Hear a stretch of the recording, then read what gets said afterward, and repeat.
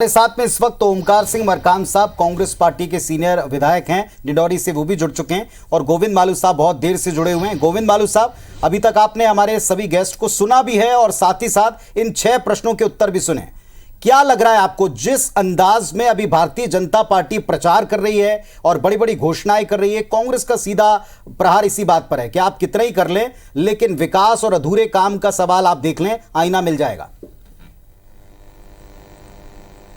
देखिए, विकास का जहाँ तक सवाल है, 18 साल में लगातार विकास और निरंतर विकास हुआ है। अभी हमको समय मिला 3 साल का, जिसमें से कोरोना का जो समय था वो सबसे ज़्यादा गया। हमारा सारा ध्यान कोरोना जैसी महामारी से निपटने में गया और हमने बहुत सफलतापूर्वक उस पर विजय पाई और हमने लोगों को राहत दी।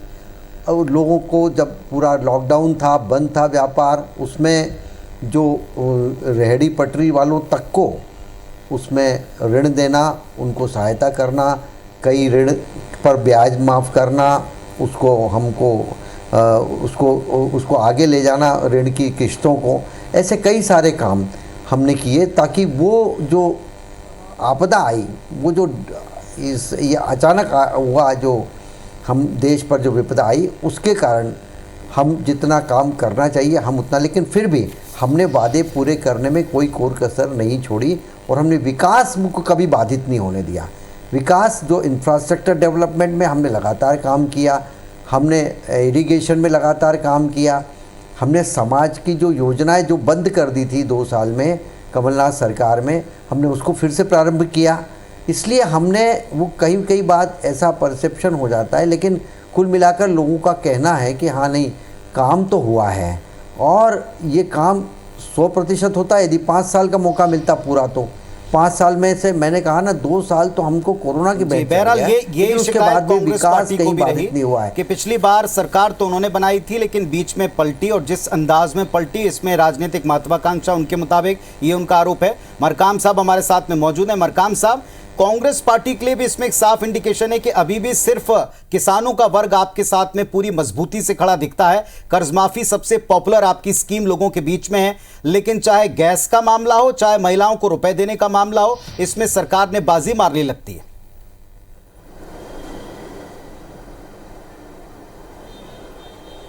देखिए, सभी वर्ग भारतीय जनता पार्टी से परेशान है, केंद्र और राज्य की नीतियों से परेशान है, वो स्पष्ट है।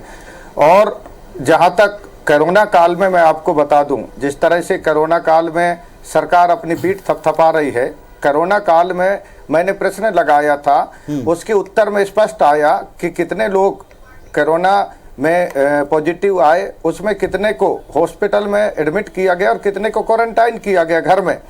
तो 6 लाख लगभग होम क्वारंटाइन थे और 2 लाख को हॉस्पिटलों में एडमिट किया गया। मैंने पूछा हॉस्पिटल में जो एडमिट थे उसमें मृत्यु कितनी हुई, तो उसमें मृत्यु बताया गया 2 लाख में 10,000 और 6 लाख जो घर में थे, 6 लाख जो घर में थे उसमें मात्र 400 लोगों की मृत्यु हुई। मतलब सरकार ने पूरी तरह से जो हॉस्पिटल में एडमिट किया था उनकी मृत्यु के जिम्मेदार मध्य प्रदेश की सरकार और भाजपा की सरकार है। ये रिकॉर्ड की बात कर रहा हूं मैं। ये कहते हैं सफल हुए हैं। मैं कहना चाहता हूं, भारतीय जनता पार्टी की असफलता के कारण हमारे जो लगभग 10,000 लोग जो मौत के मुंह में चले गए, अगर उनकी घर में ही क्वारंटाइन किया गया होता तो 10,000 में मृत्यु दर मात्र 100 के आसपास होता।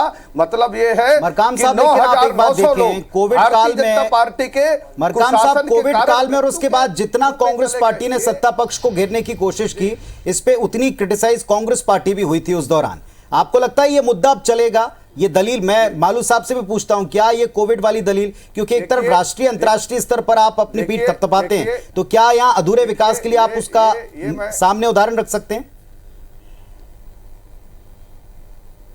पुनीत जी, देखिए, पीठ थपथपाने का सवाल है कि वो एक आपदा थी और हमने पूरी तरह से जनता के विश्वास हासिल करने में असफल हो चुका है। नौजवान परेशान है, किसान परेशान है, बेरोजगार परेशान है। मालू साहब, पहले आप बोले, एक बार बारी बारी से बोल रहे हैं। जो बात कर रहे हैं वो भारतीय जनता पार्टी, जिनके शासन काल में मध्य प्रदेश में भारतीय जनता पार्टी के शासन काल में आपको ये नहीं मालूम कि ऑक्सीजन की कोई कमी नहीं होने दी के अंदर लोग अफसोस जाहिर करते हैं। आपको ये नहीं मालूम कि जब गंभीर बीमारी होती है तो उसमें कितने सामने बलात्कार प्रतिशत करके होता उनके है भाई के उसमें से सामने बचाने बलात्कार के लिए? करके 12 फीट गड्ढे में गड़ा दिया जाता उसकी है। इंटेंसिटी कितनी? ठीक है, लेकिन हम इस पूरे डिबेट को हम कोविड काल के ऊपर नहीं ले जाना चाहते। मैं मुझे लगता है कि एक अगला सवाल लें, वो काफी इंटरेस्टिंग होगा और उसके ऊपर हम बात करेंगे। आप दोनों हमारे एक सवाल आप हमारे बने रहिए, एक सवाल आगे का लीजिए पुनीत, उसके बाद चलिए आज हम सबसे बड़े सवाल की तरफ, मरकाम साहब आपका भी ध्यान चाहते हैं, मालू जी आपका भी ध्यान चाहते हैं और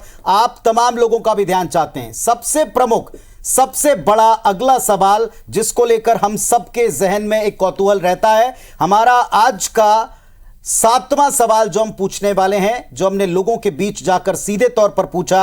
7वां सवाल, प्रधानमंत्री के तौर पर आप किसे देखना चाहते हैं? तो प्रधानमंत्री के रूप में आपकी पसंद क्या है? इसके ऑप्शन नरेंद्र मोदी, राहुल गांधी या कोई अन्य व्यक्ति, क्योंकि अभी बहुत सी संभावनाएं रवि जी हो सकती हैं। इंडिया गठबंधन वर्सेस एनडीए का तो एक देश में बड़ा मुद्दा चल ही रहा है। मैं चाहता हूं कि हम हितेश के पास चलें, जनता ने क्या ओपिनियन यहां पर दर्ज कराया, देखते हैं।